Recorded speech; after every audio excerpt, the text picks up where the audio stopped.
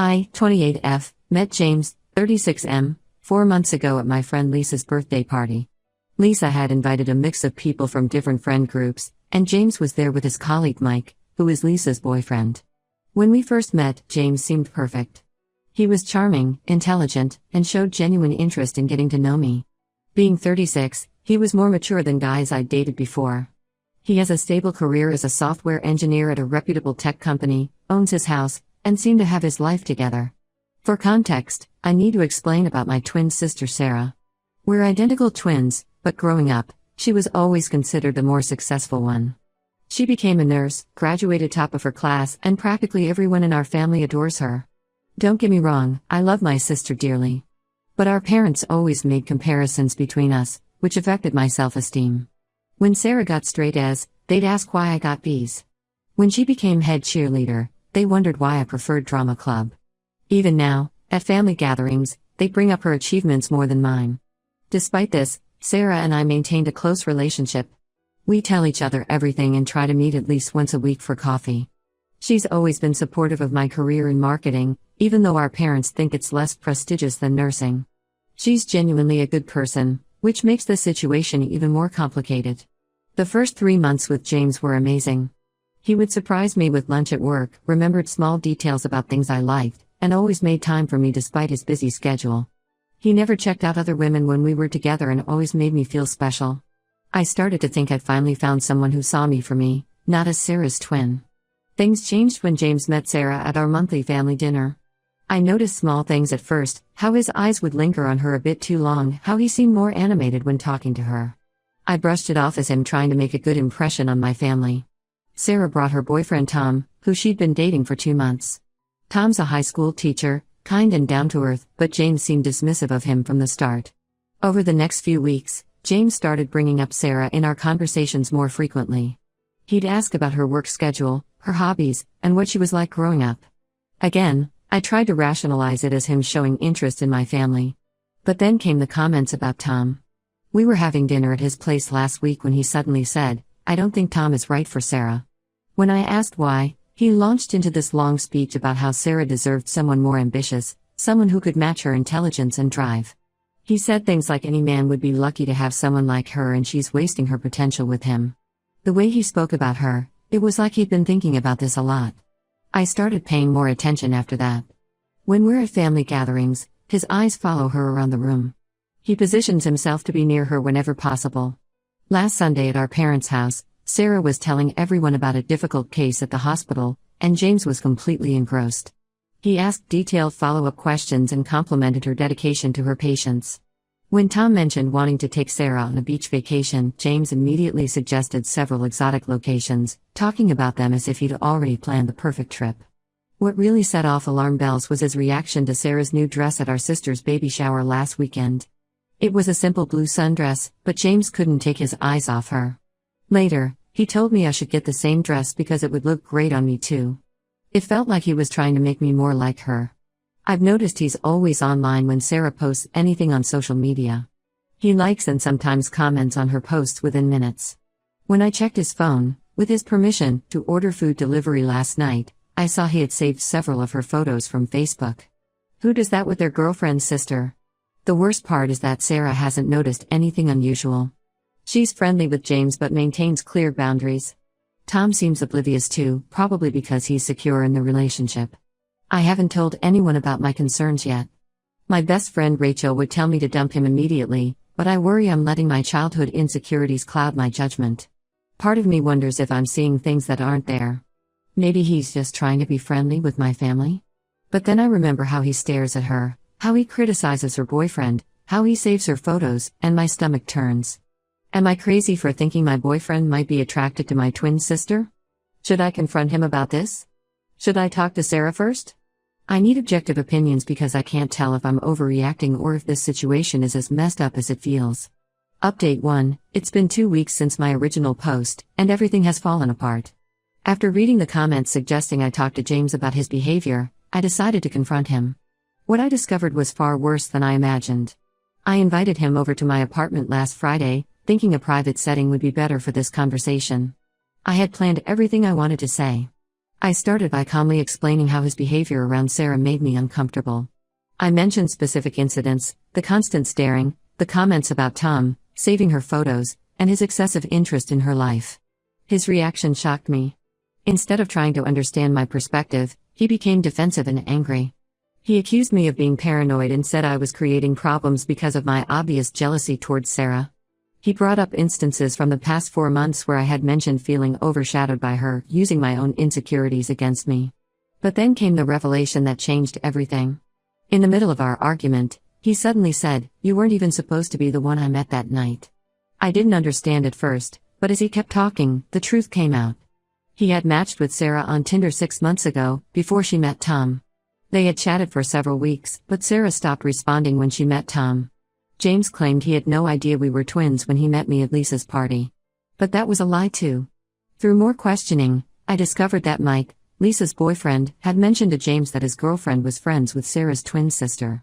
James deliberately engineered the meeting at Lisa's party. He admitted he thought it was fake, giving him another chance when he realized I was Sarah's twin. The party meeting wasn't coincidental. He had asked Mike to introduce us. When I confronted him about saving Sarah's photos, his reaction was frightening. He became extremely agitated, pacing around my living room, saying I had no right to question him about what he saved on his private phone, despite him giving me permission to use it. He said things like, "You should be grateful I chose you and you're just as good as she is." The way he compared us made me feel physically ill. The argument escalated when he suggested that I was actually the lucky one in this situation. He said since Sarah was technically his first choice but wasn't available, I should be flattered that he settled for me since we look exactly alike. Those words broke something in me. I told him to leave immediately. As soon as he left, I called Sarah. She was at work but stepped out to talk when she heard how upset I was. I told her everything, about Tinder, about James engineering our meeting, about his obsession. She was horrified. She barely remembered matching with him because they had only exchanged messages for a short time before she met Tom. She felt terrible that he had used me to get close to her. Sarah came over after her shift, and we decided to investigate further. We looked up his dating profile together. What we found was disturbing. His entire dating history showed a clear pattern, all petite brunettes who looked remarkably similar to us. We found at least 15 women who could have been our cousins based on appearance alone.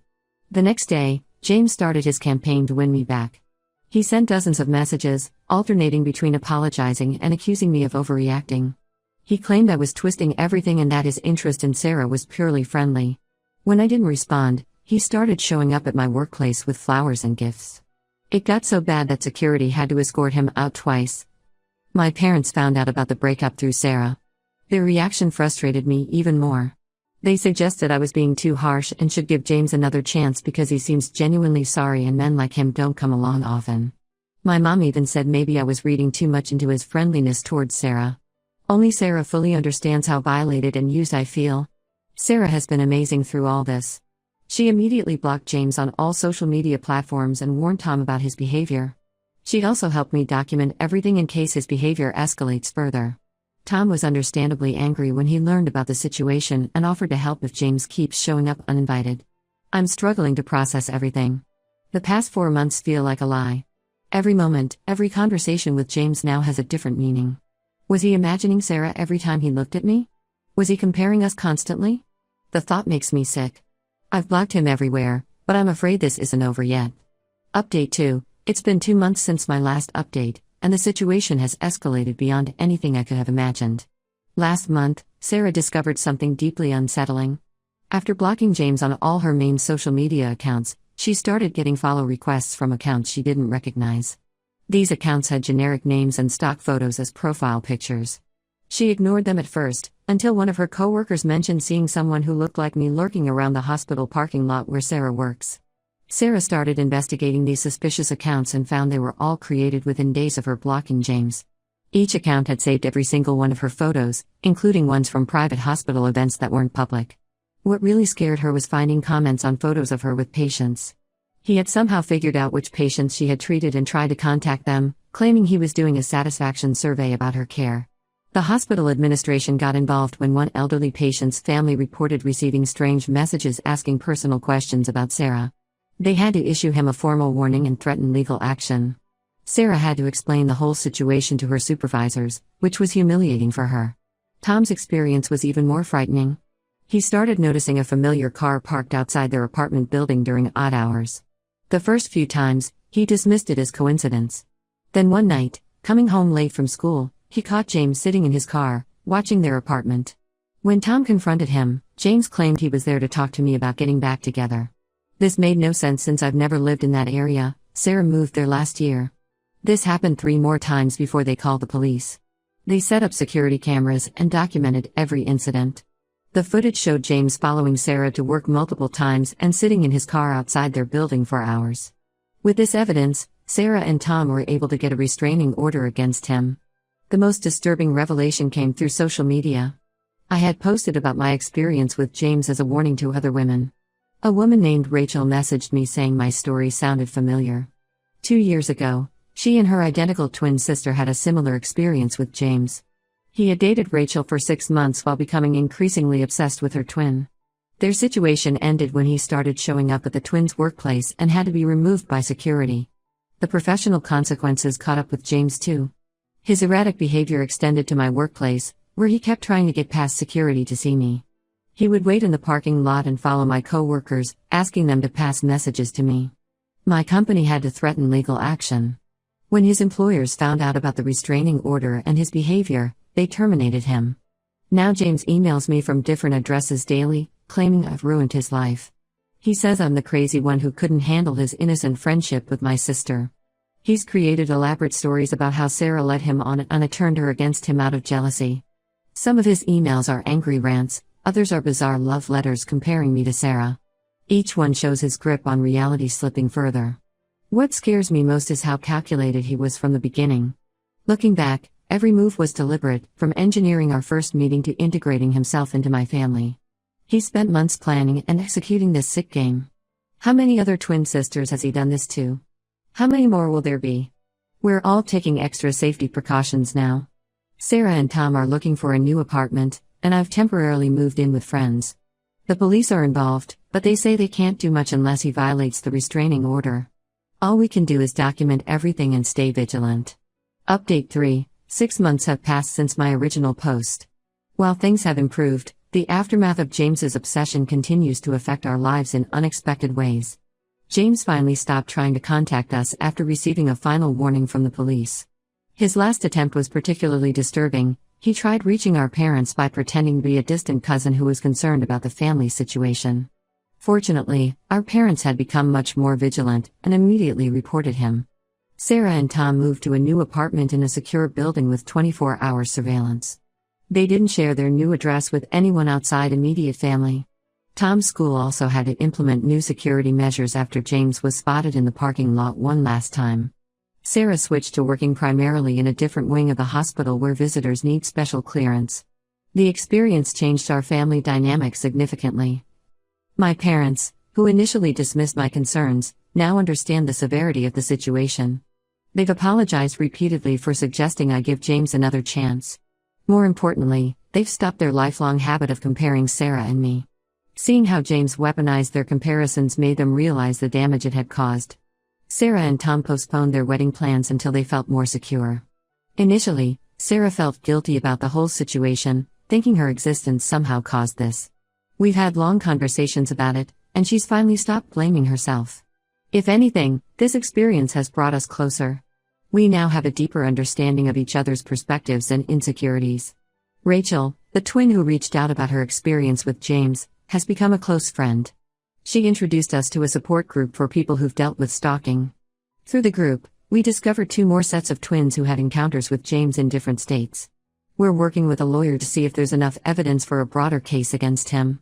I'm still single and honestly prefer it that way right now. The thought of dating makes me anxious, but I'm working through it. My focus is on rebuilding my sense of security, independence. I changed jobs to a company with better security, moved to a new apartment, and adopted a large dog for company and protection. The most valuable lesson from this experience was learning to trust my instincts. Those initial uncomfortable feelings about James's behavior weren't paranoia or jealousy, they were warning signs. I'm grateful I acted on them before things got worse. While I wish none of this had happened, it taught me important lessons about self-worth and boundaries. I'm no longer the person who doubts herself when something feels wrong.